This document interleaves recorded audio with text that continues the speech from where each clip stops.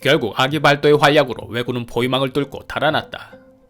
이 전투에서 고려의 9원수 중 박수경과 배은희 전사였고 500여 명의 군사들이 희생되었다.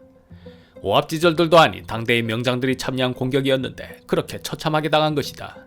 자신감을 얻은 왜구들은 옥주에서 함량까지 지나며 또 마구 학살하고 약탈하였다.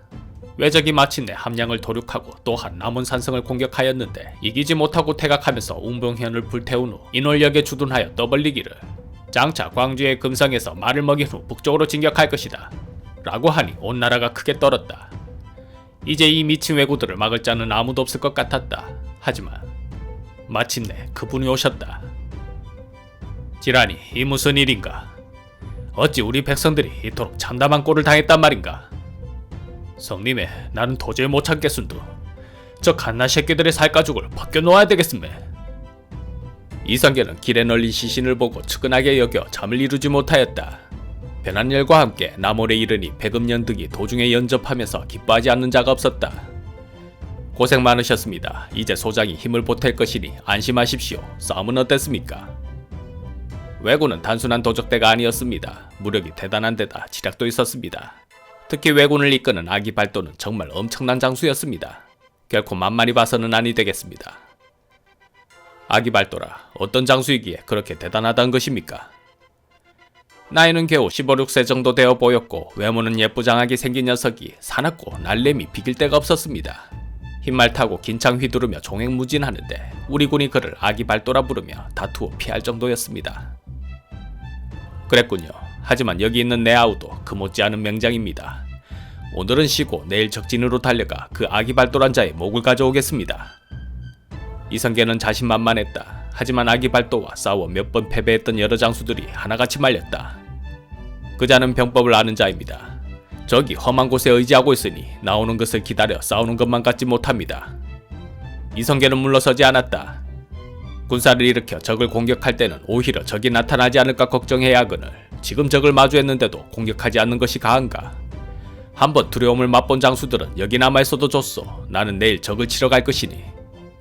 이성계의 자신감은 위축되었던 고려진영의 새로운 에너지가 되었다. 모두가 함께 싸우겠다며 함성을 지르니 마침내 여러 장수들을 나누어 배치하였다. 다음날 아침에 맹설을 하고 동쪽 운봉을 넘어서 적진과 수십 리 떨어진 황산 서북에 이르러 정산봉에 올랐다. 그곳에서 한참이나 적진을 살펴보던 이성계가 말했다. 장군들은 평길로 가서 왜적과 싸워주시오. 하지만 결코 무리해서는 아니되오. 장군께서는 어찌하실 생각이십니까? 나는 정산봉 오른쪽 작은 길로 갈 것이오. 아니 그럼 적의 본진은 우리에게 맡기고 장군께서는 뒷길에 숨어있겠다는 말씀입니까? 모르는 소리. 적진영을 살펴본 바 필시 우리를 평탄한 길로 유인하고 후면을 공격하겠다는 계책이 숨어있었소.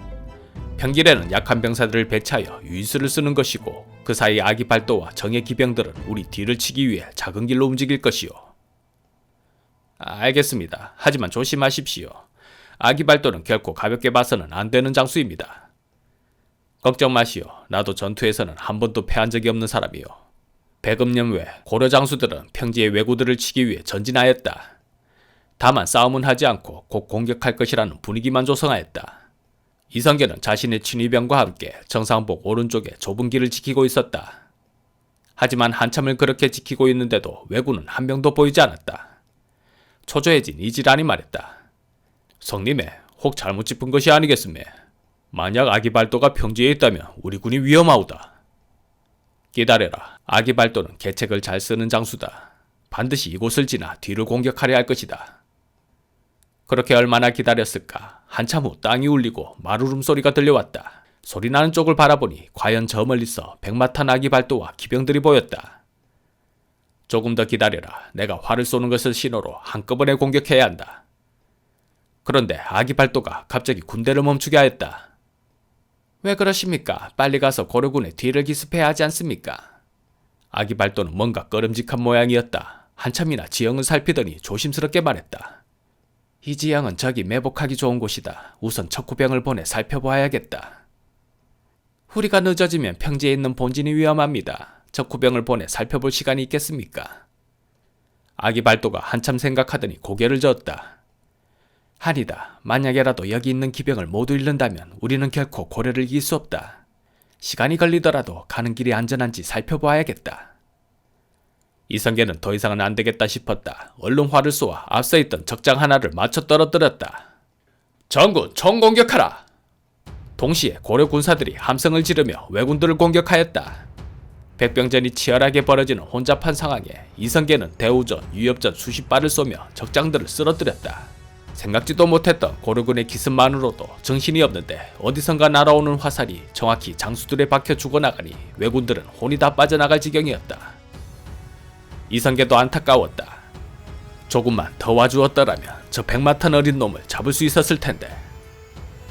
아기발도는 급히 말머리를 돌려 간신히 이성계의 활을 피했다. 그리고 급히 퇴각명을 내렸다. 적장이 이미 우리가 올 것을 알고 있었다. 퇴각하라. 한싸움에 크게 패한 왜군은 걸음하나 살려라 하며 달아났다.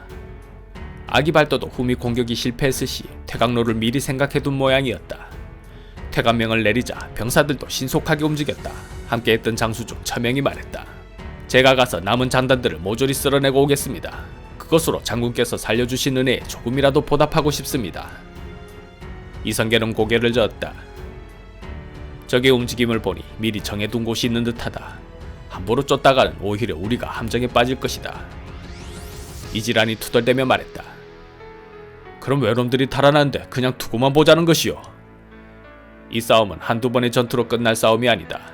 특히 저 백마탄 어린 놈을 조심해야 한다. 한편 퇴각한 아기발도도 고려군의 매서움에 크게 놀랐다. 누군지 모르겠지만 대단한 장수였다. 그 자는 도대체 누구란 말이냐. 고려 장수 이성계라는 자입니다. 귀신같은 활솜씨에 검술도 대단한 자라 들었습니다. 고려에 가면 최영을 조심하라고 들었는데 이곳에 그 못지않은 장수가 와 있었구나. 지금까지 장수와는 차원이 다른 자이니 너희들도 각별히 조심하거라. 얼마 후 이성계는 군사들을 이끌고 와 다시 공격명을 내렸다. 잠시 쉴 틈도 없이 다시 밀어붙인 것이다. 지친 왜군은 싸울 수밖에 없었다. 군의 사기를 위해서라도 아기발도가 앞장서 싸워야 했지만 멀리서 날아오는 이성계의 화살이 두려워 함부로 나설 수가 없었다. 믿었던 대장이 그렇게 몸을 사리니 병사들의 사기는 더없이 꺾였다. 또 한 번의 큰 싸움에서도 속절없이 패배하고 밀려났다. 아기발도가 명했다. 높은 산속으로 신속히 이동하라. 이성계는 쫓지 않았다. 급하게 몰아붙이지 않고 조금씩 목을 조이는 전술이었다. 이후 왜군은 산속에 틀어박혀 굳게 버티고만 있을 뿐 싸우려 하지 않았다. 이성계도 성급히 공격하지 않았다. 워낙 지형이 불리하기 때문이었다. 이지라는 몸이 근질거려 참을 수 없었다. 소장에게 날린 구사 몇 명만 붙여주시라우요. 내 가서 한꺼번에 쓸어버릴 것이니.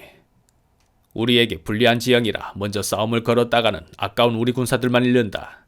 더 초조한 것은 외놈이다. 식량도 떨어질 것이고 보급도 없을 것이니. 그랬다. 왜구가 유리한 지형을 차지하고는 있었지만 문제는 식량이었다. 그들 자체가 본진이었으니 보급도 기대할 수가 없었다. 아기발도가 탄식하며 말했다. 이성계는 대단한 장수로구나. 내 계책을 마치 손바닥 들여다보는 듯 하는구나. 아마 이곳 사정도 할 것이니 방어의 진을 치고 기다리고 있을 것이다. 기다리는 적을 치는 짓은 자살행위. 그렇다고 마냥 여기서 이러고 있을 수도 없으니 진퇴양난이로구나. 곁에 있던 부장이 말했다. 어차피 죽을 운명이라면 쪽팔리게 굶어 죽기보다는 무사로서 한바탕 크게 싸우다 죽는 것이 낫겠습니다. 장군 공격명을 내려주십시오. 아기발도는 고개를 젓다. 전쟁은 그렇게 기분대로 하는 것이 아니다. 기다려보거라. 지금은 막막하지만 좀 더 좋은 때가 올 것이다. 그렇게 이성계와 아기발도는 대치 상황 속에 서로가 먼저 공격하지 못하고 시간만 보내고 있었다. 이성계는 이대중 및 10여 명에게 명을 내렸다. 가서 싸움을 걸어보거라. 너희가 놈들을 유인해낸다면 큰 상을 내릴 것이다. 그러나 소득은 없었다. 아무리 약을 올리고 조롱을 해봐도 아기발도는 꿈쩍도 하지 않았다. 참다 못한 이지란이 투덜대며 말했다. 저놈들은 우리 백성들을 죽인 원수놈이잖소. 아, 원수놈이 눈앞에 있는데 무엇을 기다린단 말이오. 그냥 가서 모가지를 따버리면 그만이지. 처명도 그 말에 동의하였고 함께 온 가별초 장수들도 싸우자고 주장하였다. 게다가 고려군도 식량이 떨어져 가고 있었다. 그리고 보급도 오지 않았다. 이미 왜구와의 수많은 전투로 고려의 재정도 파탄 직전까지 가고 있었기 때문이었다. 조정도 기다리기보다는 먼저 공격하라는 무언의 압박을 하고 있었던 것이다. 이성계는 결심을 해야 했다. 그래, 싸우자. 끌어내 싸우려 했지만 우리 사정이 더 급하게 되었구나. 마침내 이성계는 끝까지 버티는 왜군을 향해 총공격을 명하고는 칼을 뽑고 앞장서 싸웠다. 이성계는 칼솜씨도 대단하였다. 말을 달리며 큰 칼을 휘두르자 왜적들이 낙엽처럼 흐트러졌다. 그 모습에 고려군의 사기가 오르면 말할 것도 없었다. 큰 함성을 내지르며 달려가니 왜적들이 모두 두려워했다. 그러나 워낙 높은 지형이었다. 말이 중심을 잃고 쓰러지고 사람도 쓰러졌다. 이성계가 장졸들을 돌아보며 말했다. 말고삐를 단단히 잡고 말이 쓰러지지 않게 하라. 그러고는 나팔을 불고 군사를 정돈하여 개미처럼 기어올라 적진으로 돌격하였다. 그때 적장 하나가 창을 들고 달려와 이성계의 뒤를 찌르려 했다. 이지란이 급히 소리쳤다. 성님의 뒤를 보시오다. 뒤를 보시오다. 그러나 수많은 왜적들과 싸우느라 정신없던 이성계가 그 외침을 듣지 못하자 이지란이 급히 활을 쏘아 적을 맞추어 죽였다. 이성계의 위기는 계속되었다. 말이 화살에 맞아 거꾸러지자 즉시 바꿔 탔으며 또 맞아서 거꾸러지면 다시 바꿔 탔다. 날아온 화살에 왼편 다리가 맞았으나 화살을 뽑아버리고 더욱 기세를 올려 전투를 더욱 세차게 몰아가니 군사들은 태조의 부상도 알지 못했다.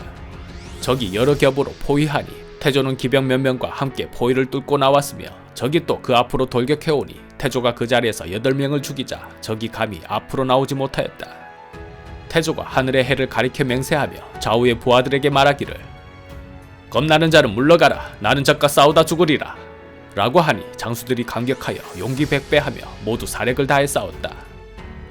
그 사이 아기발도도 종횡무진하며 수많은 고려 군사들을 죽였다. 천하의 이성계도 그런 적장의 무력에 혀를 내둘렀다. 어린 나이에 참으로 대단한 자로구나. 죽이기에는 아깝다. 저자를 생포해 오너라. 적장을 생포하여 완전히 자기 사람으로 만든 예는 요동정벌에서의 처명이 있었다. 이성계는 아기발도도 그처럼 만들고 싶었다. 이지란이 어림없다는 듯 말했다. 죽이기에도 어려운 놈을 어찌 생포할 수 있겠으매. 그러다 우리 군사가 다 상할 것이오다. 게다가 저놈은 견고한 갑옷을 입고 또 구리투구를 쓰고 있어 화살이 들어갈 틈이 없으매. 그 말에 이성계는 아기발도를 생포하는 것을 포기하였다. 좋다. 그럼 내가 투구 증자를 쏠 터이니 투구가 떨어지거든 네가 즉시 쏘아라. 그렇게 명하고는 마침내 말을 달리며 화살을 쏘아 바로 증자에 명중하니 투구의 끈이 끊어져서 투구가 기울었다. 아기발도가 급히 투구를 바로잡는 순간 이성계가 다시 화살을 쏘아 또 증자를 명중시키니 투구가 드디어 떨어졌다. 이때를 놓치지 않고 이지란이 활을 쏘자 화살은 그대로 아기발도의 머리를 관통했다. 활을 맞은 아기발도는 한마디 구슬픈 비명을 지르고는 말 아래로 떨어져 죽었다. 날고 기었던 외장의 비참한 최후였다. 대장이 그 꼴로 죽자 나머지 병사들은 더 이상 싸울 의지가 사라졌다. 적의 기세가 꺾이니 태조가 돌진하여 힘껏 싸워 적의 정예군이 모두 쓰러졌고 적의 통곡 소리는 만마리의 소떼의 울음소리와 같았다. 왜적이 말을 버리고 산으로 올라가므로 여러 부대들이 승세를 타고 빠르게 뒤쫓아 올라가니 북소리와 함성이 땅을 마구 흔들어 사방이 무너지는 듯하였다. 마침내 적을 대파하니 시냇물이 온통 붉어져 6-7일이나 핏빛이 변하지 않으므로 사람들이 마시지 못하고 모두 그릇에 담아 오래 가라앉힌 뒤에야 마실 수 있었다. 노획한 말이 1600여 필이며 병장기는 헤아릴 수조차 없었다. 결국 왜군은 이렇게 완전히 섬멸되었다. 모두가 몰살당하고 70여 명의 병력만이 살아서 달아났다. 승리의 함성을 지르는 고려군의 소리가 천지를 진동하였다. 이성계도 감격하며 말했다. 외놈을 치르면 이렇게 하는 것이다. 대성을 거둔 이성계는 백성들의 만세 소리를 들으며 당당하게 개경으로 귀환했다. 이때 최영이 직접 백관을 이끌고 동교 천수사 앞에서 이성계를 맞이하더니 큰절을 하였다. 이성계는 깜짝 놀랐다. 급히 말에서 내려와 급한 대로 맞절하 했다.